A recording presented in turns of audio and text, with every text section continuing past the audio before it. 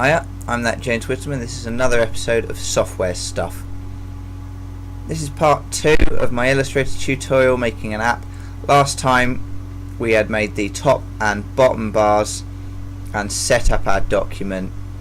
So if I just bring that open, we can get on and start making our icons from there. So the next thing I want to do is make some of those icons across the bottom and top that we had in the other one. What I'll do is I'll just open that other one up so you can see them. So File, Open, Attempt 1, open it. And there you go, so you can see them there. So we need to make these 3 across the bottom and 1 at the top. They're fairly simple, so we'll start with the ones at the bottom. And back to my Untitled document there. This is my new one. I'm going to make a new layer, so lock off my old layer, make a new layer to start drawing my icons on. And I'm going to start with simply making the list icon, which was this one here made up of 4 lines. So, because that's the easiest one to do. To do that, what I do is I go over here to the left in my toolbar again and hit the line segment tool. Click on that. And very simply, I'm just going to be drawing lines with this. So I draw a line across, like so. Currently it's got no stroke, so I need to turn stroke on. We were using green on the other one, so we'll use that again. And we'll make it slightly thicker, so let's make it 3 point. So now let's make it 5 point to start with. There you go. You can see that the actual kind of indicator here is green. It's because the layer itself is green. I'm just going to change the colour of that now by double clicking on the layer, and see here it says under colour green, and that's what all the highlights are going to be in. So the bars layer is red, the reference layer is blue. You may have noticed this. If I do go to this drop down, I want to make this a slightly darker colour that's going to show up against green quite well. So let's say this purple here is purple just at the bottom there. That should show up quite nicely. Click OK. And there you go, you can see that over the green much better now. So again, with the line tool, line segment tool, just going to click where I want to start drawing and release where I want to end drawing. Try and get it nice and straight as possible. Do that if I hold shift on the keyboard, it'll automatically draw me a straight line so that it doesn't have any slight angle to it, and then I can do that again for the 4th one there. Back to my main selection tool and see those there now on my list, and that's one icon. So what I'm going to do now is I'm going to select all of those lines together by going back to my selection tool again, V if you want to use the keyboard shortcuts. Select that. What I want to do is drag a box around them this time, so I'm just going to click just away from them, hold the mouse button down and drag into this fine box dragging around them. Release, select all of them, and then if I hover over any of those lines and just click and drag, I can move them. So move to the bottom there. They're a bit big at the moment, so what I'm going to do is again, like we did before, just going to resize them. Resize them all together because they're all been selected together as well. Hover over that corner anchor point there. Hold shift down so they don't reshape, and just strange proportions, drag down, change the size a bit smaller still, and then just move them up a little bit into position. So there you go, that looks alright, and that's my kind of menu button that I've made there now. So now I want to make the next icon. I'm going to make the search tool this time, which can be a little magnifying glass like this one. Just like we've got on the previous document just here. So it's very easy to do that. What I'm going to do is I'm going to go back to the rectangle tool. If I left click and hold down and go then down to the ellipse tool, that's the circle drawing tool, or the oval drawing tool. What I want to do is to draw a perfect circle. I hold shift, holding shift on the keyboard, it's very useful. Click and drag and I get a perfect circle like that. Okay, and then to make the magnifying glass, the handle of the magnifying glass, I'm going to go back to my line tool and I can draw a line out at an angle. There you go, and that's it. I want to be a bit smaller than that, so back to my selection tool, select the two of them, resize them, holding shift again so they don't change shape, about that size, and then click on them to move them down to the bottom somewhere. Now for the third icon, what I'm actually going to do is I'm going to go back to here, and I'm actually going to do the logo first before I do this third icon on the bottom panel there. The reason for that is this is actually slightly more complicated to make than this one at the top, so we'll make the one at the top first and then come back to this one afterwards, after we've seen the tool already. Okay, so to do this I've just got 3 squares and a funny shaped thing, so what I'm going to do, go to my rectangle tool and draw myself a square. Again, holding shift gives me a perfect square like it did when I was getting a perfect circle. So draw one of those, and then I'm actually going to use the duplication to duplicate that. So selection tool, hold Alt, click on the shape, drag it out to there, and then drag it out down again to the bottom here. There we go, that'll do. So they're all evenly spaced out and they're all perfectly square. I did these designs on paper beforehand just so you're aware, so I had a rough idea of what each one of these icons and the logo was going to look like. And the reason I've left this image up as a reference is so that you guys can see the idea is that it's a locative media app of some description, and that the location marker is going to be part of the logo. So we're going to make something that looks a bit like one of these ones here, in green in fact, so exactly the same kind of thing.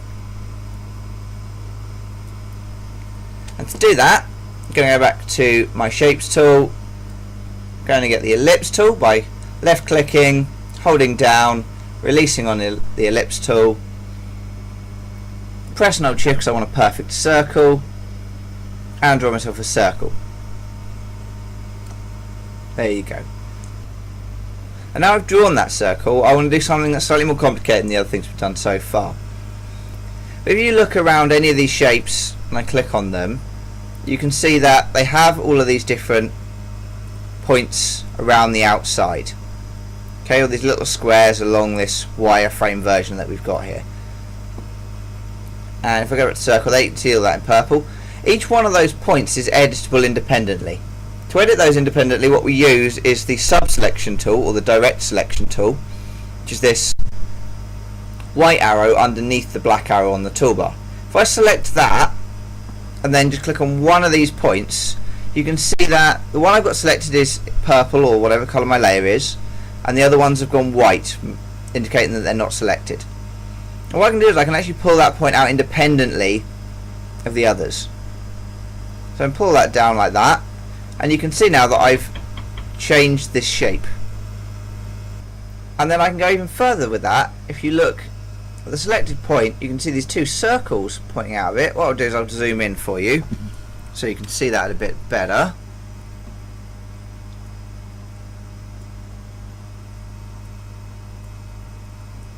And what I do here is, you see these things here, they're called handles. If I hover over them, it gives them their name. There you go, handle. And I can actually tweak how much curve there is to the line here. It takes a lot of getting used to and a lot of playing with before you actually get it right. But you can really play with this to get a lot of really interesting shapes. So that's how we're going to make our kind of pointed bit here.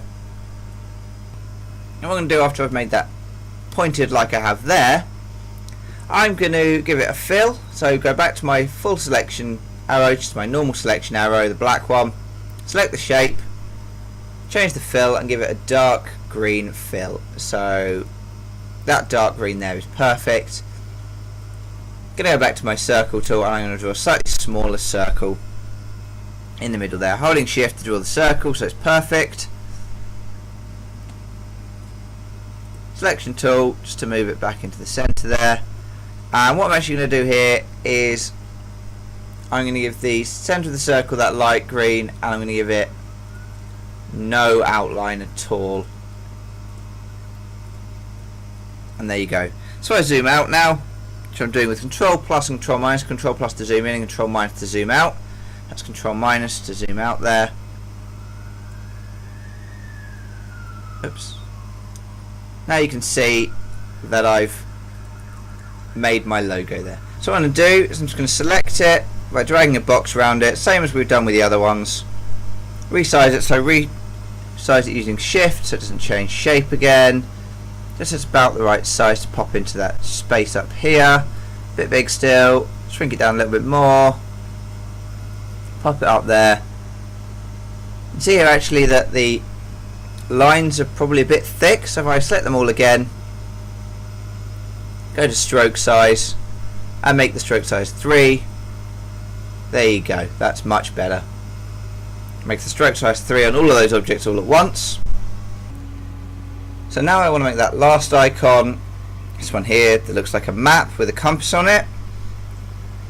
So to do that, what I do is, first of all I draw a square, so rectangle tool again, hold Shift, draw a perfect square, and I don't want it to have 3 as its size, I want it to be 5, and I don't want it to have a fill. So I do drop down list again, go to none, which again the white square with the red line through it, get rid of the fill there, click off of it, and that's about right.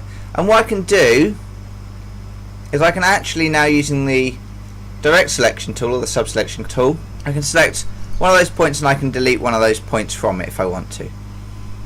But before I do that, if I select that point and press delete on the keyboard, it'll delete those 2 edges connected to that point. But I don't want to do that. I want to make them travel halfway down the square and then end. So to do that I need to use the pen tool. Pen tool can be used to add anchor points to lines, remove anchor points from lines, or actually just to draw using anchor points straight away. So I'm just going to use it to add a couple of points here. Going to hover over the line. You can see when I hover over the line it adds a little plus symbol next to the pen tool. I click and it adds an anchor point, a little plus sign, click and it adds an anchor point. Now what I do is I go to my direct selection tool, select that one in the corner, press the delete key on the keyboard, and it deletes those 2 lines there up to those points that I just added in. So I'll do that again so you can see that, because it's quite a complicated thing. So let's start from the beginning of drawing a square. So rectangle tool, hold Shift, draw the square. It's already set up because I had it set up the way I wanted it from the last one. I go to the pen tool, hover over, point on the line I want to add an anchor point, so I want to be the end of the shape. Click, and do the same on this line here. Click, get my direct selection tool, the white arrow, click on the anchor point in the corner, press delete on the keyboard, and that leaves us with this square with the corner missing. So the next thing I want to do now is draw the star for the compass. To do that, very conveniently, there is actually a star tool in Illustrator. You select the rectangle tool, press and hold, and you can see down here this is a star tool. This will allow us to draw stars. So by default the stars will have 5 points like this, but we don't want that, we want one with 4 points. And to do that we can draw shapes in a slightly different way. So what I do is, rather than click and drag like I just did there, I just click once and you get the properties of your shape that it's going to build. So what I want it to do is I want it to make me a star with 4 points. So if I select 4 here, or the 5 here, sorry, and turn it into a 4, and then I can adjust the radiuses of things. So you want to have a play with this just to see what size star you're making, but I'm going to make this 10 pixels because I know that's how big I want it to be. And this is the central radius, so that where the star points come from.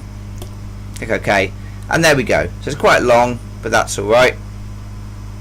I'm going to go to my selection tool and select the shape, And again, what I'm going to do is I'm going to give it a green fill with no outline, and I'm actually going to resize it a little bit, holding shift as I resize it to about that size there. You can go in here, it's actually a bit small, so maybe a bit bigger again. And I'm just going to use the nudge tool, which is just the arrow keys, to move it up a bit. There we go, that'll do there. And that's our compass points. So the next thing I want to do is just add an N there, just to really make sure that people understand that that is a compass and this is a map. The N obviously representing north. So I go to the type tool, it's just here, picture of a T, very obvious. Just click wherever I want, and I'm going to put a capital N in. Okay, it's come up really tiny, but the properties for your type are all across the top here. So I'll leave the font the same because the font should be okay. I want to make the font size a bit bigger though, so drop down menu, make that, let's say 36. Yeah, 36 is about right for this one. Move it down to here, just at the top of that, and I'm going to make the font color that green as well. So that's my icon. It's okay, the N might want to be a bit bigger actually, so select it, make it 48. That's better, that's much more appropriately sized. Select the whole lot by dragging a box around it, hold shift, and we'll resize everything to be about the right size for our bottom bar across the bottom there as well. So is that a bit big or a bit small at the moment? It's still a little bit big, so make it a little bit smaller, about there. Pop it into position. No, it's still too big, even smaller. There you go. I'm just nudging it about with the arrow keys on my keyboard. Find that easy for fine adjusting where the positions of things. And there you go.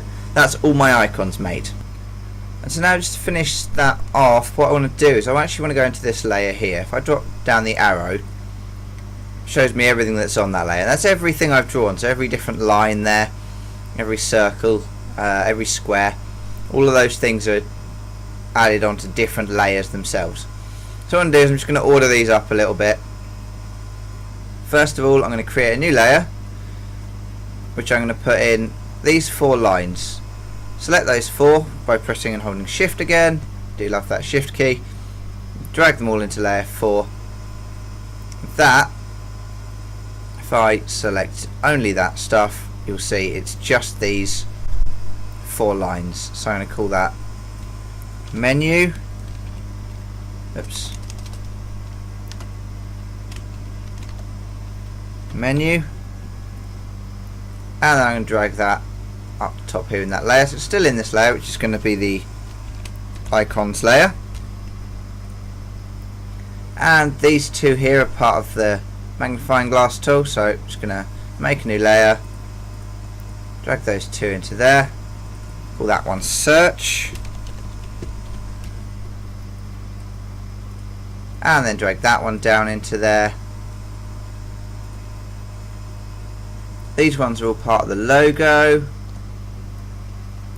So again, new layer, call it logo. Gonna grab those 5 layers there, drag them up into logo, then move logo down into the icons layer. One more for those last 3. Whoops, those last 3 into there, which are my map button. Okay. So that's all my icons, and now what I can do is I can actually lock off each one of those independently. So if I highlight all of those, the only one I can actually select at the moment is the menu. If I lock that one and unlock the map, I can only select the map, and it just makes it easier for me to select each icon individually if I wanted to move them. So for example, at the moment I'd say probably I want to spread them out a bit, so I grab, unlock my menu, select them, and move that icon across a little bit. And the same with the search one, so unlock that one, lock the other one up, grab those two and drag that out a little bit. Still a bit too far, so just move it in a little bit, and it just makes it a little bit easier to manage all your icons and stuff that way. Okay, so I think that's enough for this particular episode. Next time we'll do the background and the login screen. So I've been Thatjaymswisdom. This has been Software Stuff. Don't forget to like and subscribe to the video. Keep smiling and thank you very kindly.